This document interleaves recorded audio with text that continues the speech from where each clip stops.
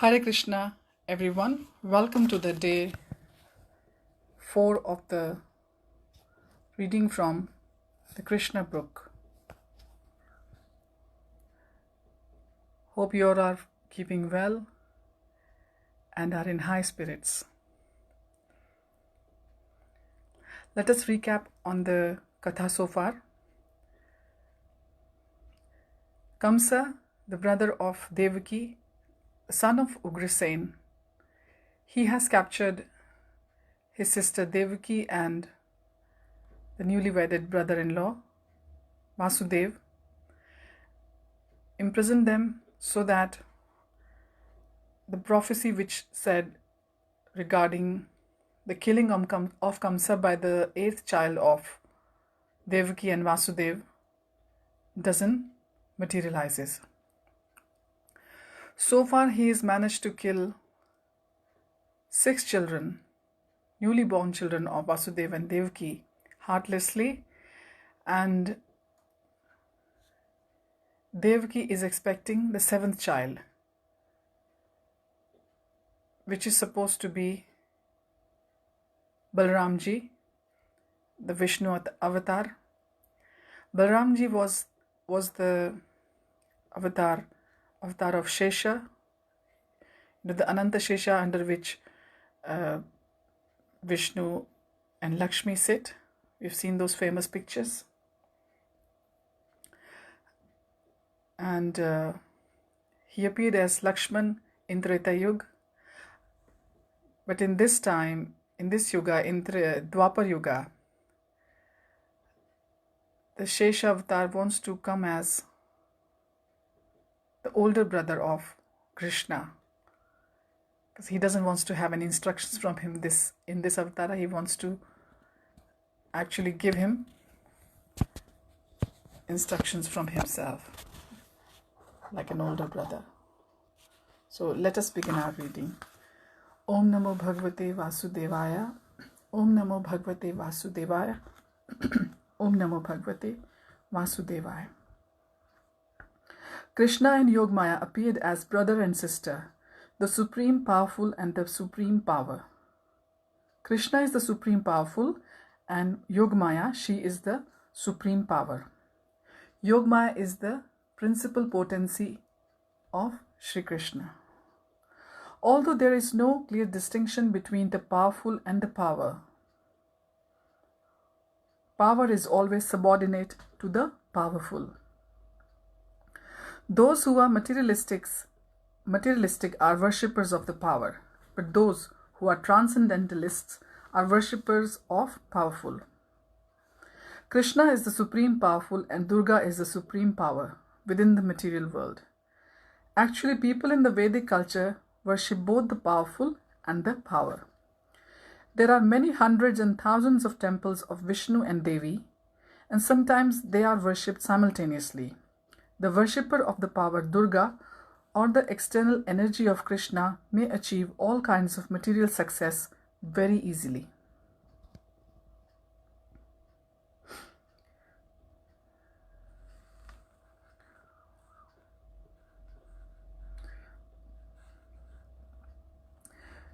But anyone who wants to be elevated transcendentally must engage in worshipping the powerful in Krishna consciousness. The Lord also declared to Yogamaya, my plenary expansion Ananta Shesha is within the womb of Devaki. On account of being forcibly attracted to the womb of Rohini, he will be known as Sankarshan and will be the source of all spiritual power or bala, by which one can attain the highest bliss of life, which is called Ramana. Therefore, the plenary portion Ananta will be known after his appearance either as Sankarshan or as Balaram. In the Upanishads, it is stated, Nayam Atma Balahinena Labhaya. The purport is that one cannot attain the supreme platform of self-realization without being sufficiently favored by Balaram. Bala does not mean physical strength. No one can attain spiritual perfection by physical strength. One must have the spiritual strength which is infused by Balaram or Sankarshana. Ananta or Shesha is the power which sustains all the planets in their different positions. Materially, this sustaining power is known as the law of gravitation, but actually it is display of the potency of Sankarshan. Balram or Sankarshan is spiritual power or the original spiritual power. Therefore, Lord Nityananda Prabhu, who is also the incarnation of Balram, is the original spiritual master who appeared with Lord Chaitanya 500 years ago in West Bengal in Mayapur Navadvip Dham. And the spiritual master is the representative of Balaram, the Supreme Personality of Godhead who supplies spiritual strength. In the Chaitanya Charitamrita, it is confirmed that the spiritual master is the manifestation of the mercy of Krishna. So that's why we all need a guru or spiritual master, because without the mercy of the guru or the spiritual master, we cannot have the mercy of the Supreme Lord. Thus, ordered by the Supreme Personality of Godhead, Yogamaya circumambulated the Lord and then appeared within this material world according to his order. When Yogamaya, the supreme power of the supremely powerful personality of Godhead, transferred Lord Shesha from the womb of Devaki to the womb of Rohini, both Devaki and Rohini were under Yogamaya's spell, which is called Yog Nidra. I'll repeat that. The supremely powerful personality of Godhead transferred Lord Shesha from the womb of Devaki to the womb of Rohini. Both Devaki and Rohini were under Yogamaya's spell, which is called Yoga Nidra. When this was done, people thought that Devaki's seventh pregnancy had been a miscarriage. Thus, although Balaram appeared as the son of Devaki, he was transferred to the womb of Rohini to appear as her son. After this arrangement, the Supreme Personality of Godhead, Krishna, who is always ready to protect his unalloyed devotees, entered within the minds of Vasudeva as a lord of the whole creation with fully inconceivable potencies. It is understood in this connection that Lord Krishna first of all situated himself in the unalloyed heart of Vasudeva and was then transferred to the heart of Devaki. I'll repeat. It is understood in this connection that Lord Krishna first of all situated himself in the unalloyed heart of Vasudeva and then was then transferred to the heart of Devaki. He was not put into the womb of Devaki by seminal discharge. The Supreme Personality of Godhead, by his inconceivable potency, can appear in any way. It is not necessary for him to appear in the ordinary way by seminal injection within the womb of a woman. So we can see appearance of Lord Balarama into the womb of Lord Mata Rohini from Devaki Mata was kind of first surrogacy pregnancy. So whatever we see in this world is nothing which is being created by human. It is all, the blueprints are already there in the world, in the universe. When Vasudeva was sustaining the form of Supreme Personality of Godhead within his heart, he appeared just like the glowing sun, whose shining rays are always unbearable and scorching to the common man. The form of the Lord situated in the pure unalloyed heart of Vasudeva is not different from the original form of Krishna.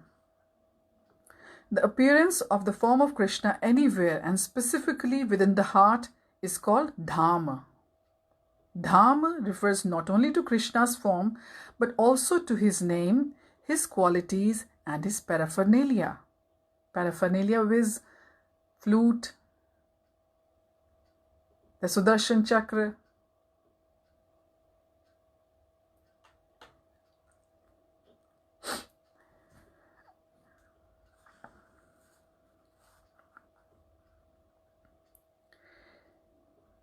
his qualities and his paraphernalia, everything becomes manifest simultaneously.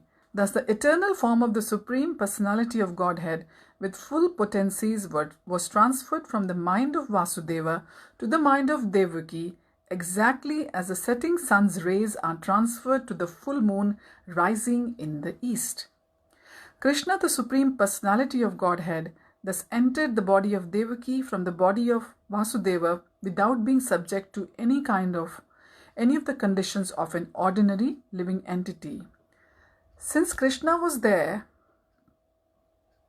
it is to be understood that all his plenary expansions such as Narayan and incarnations such as Lord Nrsimha and Varha were with him, and they all also were not subject to the conditions of material existence. In this way, Devaki became the residence of the Supreme Personality of Godhead, who is one without a second and the cause of all creation. Devaki became the residence of the Absolute Truth, and because she was confined within the house of Kamsa, she looked just like a suppressed fire or like misused education.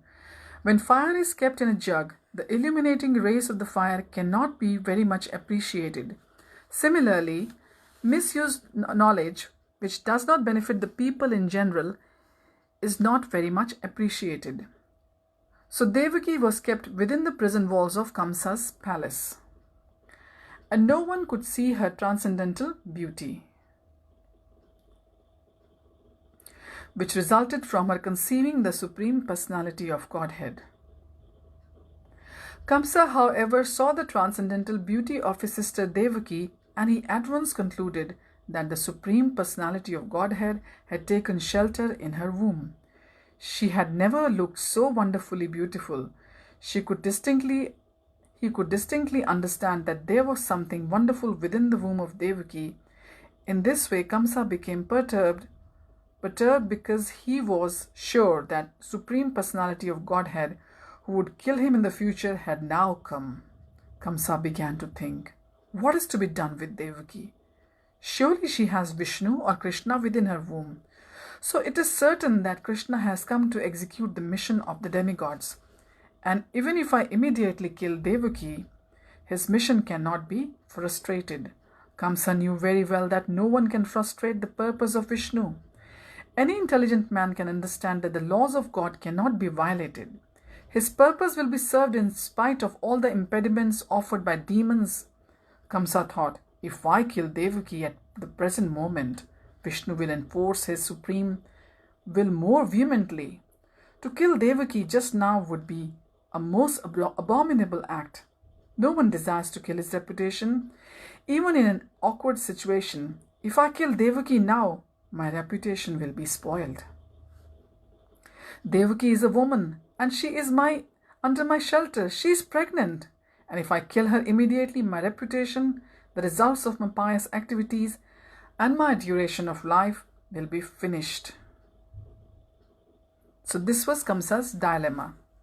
He further deliberated. A person who is too cruel is as good as dead, even in his lifetime.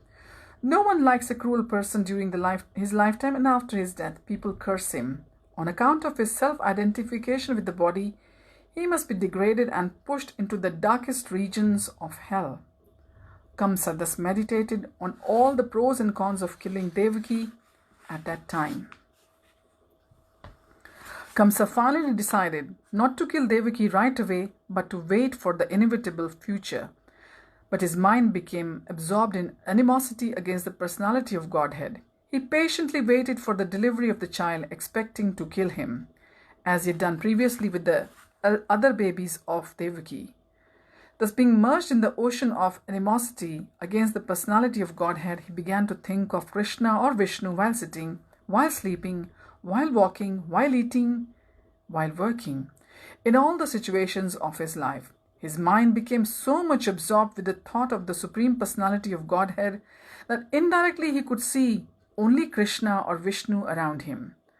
Unfortunately, although his mind was so absorbed in the thought of Vishnu, he is not recognized as a devotee because he was thinking of Krishna as an enemy. The state of mind of a great devotee is also to be always absorbed in Krishna, but a devotee thinks of him, Krishna, favorably, not unfavorably. To think of Krishna favorably is Krishna consciousness, but to think of Krishna unfavorably is not Krishna consciousness. So we shall resume our reading again on Monday. We won't have any reading Saturday or Sunday, as I told you earlier on. I hope you all will have a wonderful weekend with your families, doing what you like doing best, and making most of this time. These deities which I'm showing you on my desktop screensaver, they are the deities from Watford Temple of Bhaktivedanta Manor near London. There is Radha Gokulnanda. Krishna is called Gokulnanda here. And Sita Ram Lakshman Hanuman, you can see. And there is Gauranita in the middle. So they're beautiful deities. They were established in early 80s. Ram, Sita, Lakshman, Hanuman came in, I think, somewhere in 80s, early 80s, and Gokulnanda Radha Prabhupada, even he was around when these were established in the donated house of George Harrison. So everyone, we shall see you again on Monday. Hare Krishna.